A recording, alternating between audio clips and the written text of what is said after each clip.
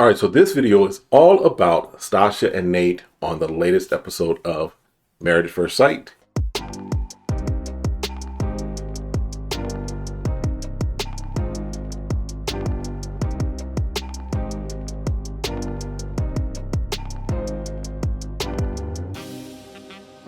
All right, so welcome back to the channel. My name is Kevin. I'm Tarsha. And this is, of course, Conversations with the Crawleys, where we have conversations about faith, family, relationships, and we do recaps, reviews, and commentary on some of our favorite shows. This one, what we've been doing is we're breaking down. We're going to spend a little time on each couple in a video. So this one is all about Stacia and Nate from episode 6 of Married at First Sight, San Diego edition. So if this is content that you enjoy, you know what to do. Hit that subscribe, hit the like, request notifications, and share. And we will see you, hang out with you, get more information from y'all in the comments because y'all keep us updated on some stuff. All right, so Stacia and Nate, everybody's on their honeymoon, but they are waking up, and he like, I like waking up next to you. I know, right? I feel this kind of cool vibe between them, and obviously they're still trying to get to know each other. You know, figure out what likes and dislikes. So far it seems to be going pretty smooth. Yep. So at this stage of the honeymoon, all the guys are hanging out together. They go to a tequila tasting. All the ladies go out and they have brunch. So the guys are sitting around talking, and they have not consummated their marriage yet. Right. They are still kind of working through just getting to know each other. They've said that they want to keep it keep it so that it means something, right? Right. So, and Nate goes through this really... I think he's trying to overcomplicate what could be just really simple. Man, we decided to wait. I've had my fun. I've had my booty in my life. Like, I just want something so meaningful. I'm waiting. Now, do I want to? Do I want to... Like, if she called me right now, I'll be gone. I'll leave y'all. Gotcha. But I think he was just trying to find a way to explain that, and just keep it.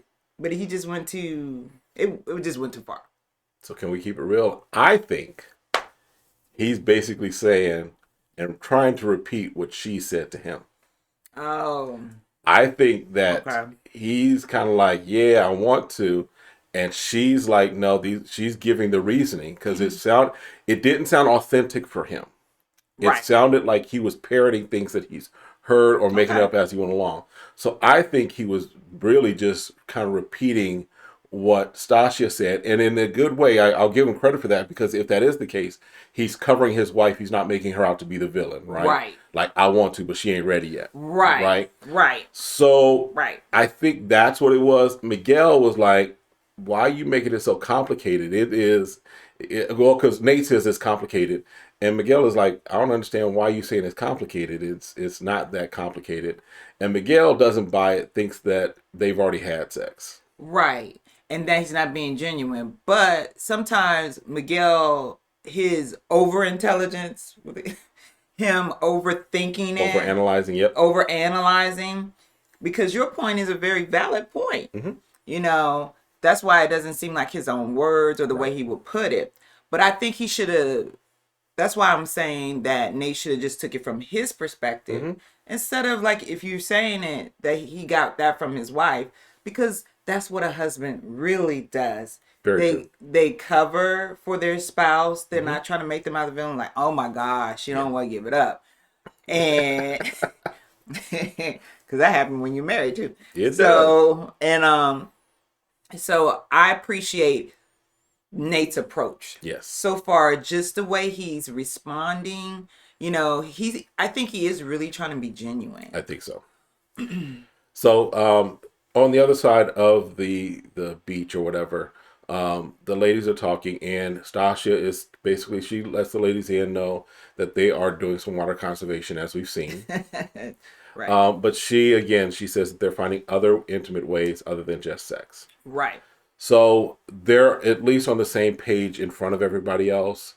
And as far as what we see, so it seems like they're on the same page. Yeah. They may be approaching a little differently in some respects, but they're still in a good space. Right. She creates a picnic for him.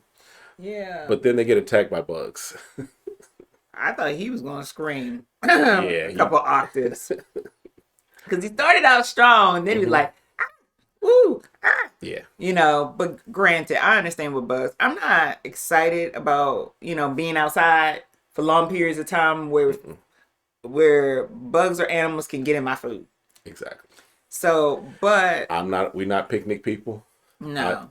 I don't see sitting in the grass, having my food there, and No. having ants crawling through it, and No. also. No. No. Now, if you decide we'll eat outside and there's tables and chairs and all that stuff, I'm all for that. You know, and setting up something nice outside. But the more elevated and up away from stuff, the better. Yep. But I know they start to have this conversation, you know, about her and her going to therapy. Yeah. You know, because she does make the statement that in the past she has been very intimidating to men, and he's like, yeah, I can kind of see that. Yeah. And that her last relationship was a long distance one that she ended up cutting off, right? But she did start going to therapy, like you said, right? And that opens up the conversation for them as far as she asked him, would you be willing to go to therapy? And he's like, are we talking about like now, or just kind of if ever we need it, or just kind of like just as a preparation for what we're about to walk into? What we talking about here? And so he had to think about it. Yeah. Because if he's never thought about therapy and what that looks like, I can see, you know, a little bit of resistance, if I can use that word. So for her, I think she has to be understanding, because she got to that point because of things that occurred. Exactly. And he may not be at that point, or he may feel a little, you know, like, do I really want to do that? And allow him to have that space, right? Because a lot of people, you got me saying, a lot of people are still, there's a stigma attached. There's still a stigma, even though it's more pronounced and we're talking more about the Black community and mental health. A lot of people are still a little like, should I? Would it be a good fit for me? And I think if there's something that they continue to talk about and see how it's making their marriage better, I think he'll be more on board. Exactly. But I don't think he have a big problem. But to me, if he just out of the blue, like, now you telling me to go to therapy, you know. And I think for this situation, I think it's almost a requirement. I think because there hasn't been any premarital counseling, if you will. They're getting counseling kind of on the fly from the experts and the special guest experts that are supposed to be coming out at some point this season. I think that every one of these couples that does make it past decision day and does need to have some form of counseling, therapy, whatever, to help them, like she was saying, give them the tools, because neither one of them has been married before. And they're bringing their trauma and they're discovering each other's trauma as they go along, right? Correct. Because Stacia talks about, you know, and she had a conversation, she was talking kind of with Lindy and with Kristen, right? I think, no, it was Kristen. It was Lindy and Kristen, right? No, it was Morgan and Kristen. It's Morgan and Kristen. Yes. So Stacia was talking with Morgan and Kristen, and no, Lindy was there because she was crying over Lindy thinking, did she really want to have sex? Yeah, that's what I'm talking. So, long story short, Stacia's talking to whoever she was talking to, Lindy, right? And she was talking to Lindy, and she had a kind of questions about how Lindy and Miguel got their situation together. But what really was impactful was that she was talking about essentially her own trauma that she had as far as sleeping with someone in order to try and keep a relationship, and she didn't want that for Lindy, right? So there are some things, in my opinion, that Stacia has to look at as far as how she even views her relationship and what that's going to look like. So I think that therapy is going to be extremely vital for them. Oh yeah. Okay. For any marriage, because if there's some pinpoints or perspectives you're not seeing, they can bring it out if you obviously find the right therapist. Yes. To be able to help you navigate it. Because there was one couple from one season, And they had a therapist as they were coming along and developing their relationship. Now they have a kid. My understanding, everything is still going well. Yep.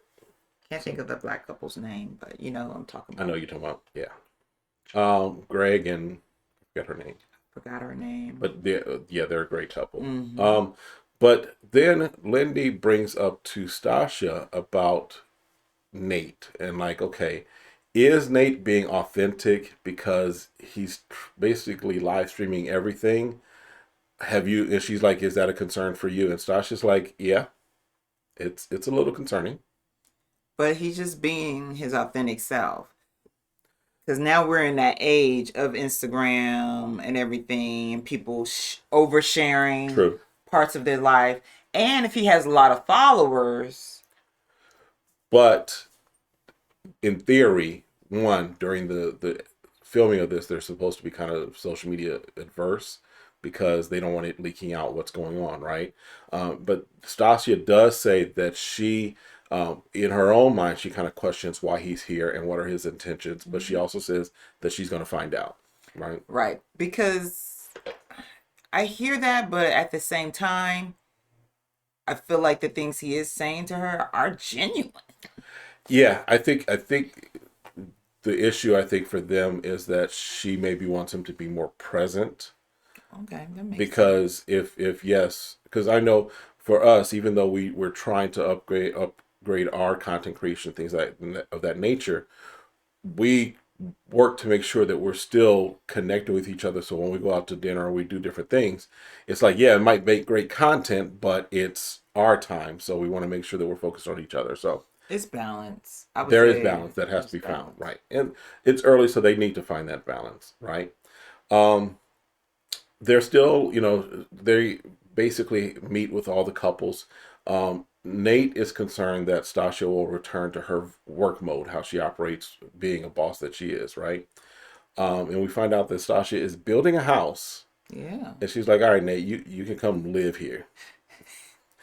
She's probably like, I'm not putting you on the deed just yet. Look. Independent, because I don't know what the properties... The post note is probably going to be waiting for them when they get back. Exactly. It's going to be on that kitchen table. On the kitchen table, and it includes the house in it too. So yeah, because I don't know what the property rights are in California.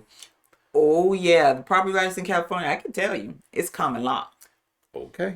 So unless he signs something indicating that he's not going to have any assets tied to them in their divorce, he will automatically get half. So since she already changed her name or already sent in the paperwork to change the name, something happened to her before she get home, it's his. You getting half? Getting it. Mama ain't getting nothing. Yeah, Mama going to try to fight if she want to, but if he didn't sign that post up in California, it's his. Oh, well. All right. So hopefully they make it back from the plane okay. I think they will. I hope so. All right. But then a little later, they're talking, and she does say she wants to get beneath the surface and wants him to get beneath the surface and find out who she is as a person. Mm-hmm. And her fears are that something happens and he gets scared and moves on from her. Mm-hmm. Because she's like, she has insecurities also about being enough. Mm-hmm. So again, these are things that to me, just as we're listening, I'm hearing and I'm saying, okay, yeah, there's some, and I'm using the word trauma, it may not be as serious as trauma, but there's some things that have happened in her past that cause her to question some things, even about herself in relationships. So therapy, counseling, all of those things would be very useful. And she's being vulnerable, right? Very much so. And I appreciate her saying, look, I'm going to tell you up front, this is a soft spot or, that I'm going through. And he's like, really? You not feeling enough? Yeah. And it's surprising to him. And also her fears of hurting him. Mm-hmm. She's like, I've been where men become intimidated. And I think that's because she don't want to show that vulnerable side of her. Exactly. It's more of a protection mechanism. Yeah. So as I see her take her guards down, I hope she stays more honest about how she's feeling instead of putting up walls that will produce that side of her she doesn't want to show. Because one of the things, if you watch our channel, you can go back to some of our previous videos. And we talked about how just from the outset, what we thought he was going to eat, that she was going to eat him alive. We did. But because we're seeing those walls come down, what just a lot quicker. Initially was just her personality as far as what was presented. Right. But now we're seeing walls come down. It's like, okay, there's she may not eat him alive, right, but she is guarding herself. Right. And if he does the wrong thing, it could spell trouble. Mm-hmm. But I think that for her, she's really slowly but surely taking those guards down. He says he's falling in love with her, and it's real. And I believe that to what extent they've been together. Right. And she's being vulnerable with her heart to him. Mm-hmm. I think as long as he stays tender and know how to take those times of her being vulnerable, right, I think they can both win each other over. Exactly. So she says that she comes with a lot. Mm-hmm. And she's not sure if he knows or even understands what that means in the depths of that. So she says she's going to challenge him. So that is part of just any marriage, right? But she's not sure if that's going to challenge his ego as well. Yeah, she's afraid she's going to hurt his ego. Yeah. And I think that's for her to say, how can I say what I want and need without having to feel like you have to tear down a man? Right. And so those are things that she may have to learn as she's willing to say, let's share therapy together. Mm-hmm. I'm going, meaning even after this, I'm still going to therapy. Yep. And I want to do the best soul. Because she's like, I'm deserving of love. And I'm deserving to be married. And so is he. Yeah. So predictions for them right now, they're on the right path. Yeah. I feel very hopeful. Yes. Not like, woo, this is going to be a long 8 weeks. Right. It's more like, I feel hopeful. I do wish them the best. Mm-hmm. And if they keep that same mindset, and again, and still stay honest. But they're asking the right questions. Absolutely. And I'm surprised how well he's asking her questions. Because I didn't feel that, from what we were seeing, he was very self-aware. Right. But I feel like he's able to ask the right questions to really understand why she's saying some of the things she's saying. Because he was presented, I'll say that, he was presented as very, in some respects, very superficial. Yeah, or shallow. Or shallow, yes. Mm-hmm. But he's got some depth to him, so we'll see how it goes. All right, well, look, that's it for this one. Check out the other videos that we have for the Out of the Couples, and we'll see you all next time. Have a great one. Be blessed.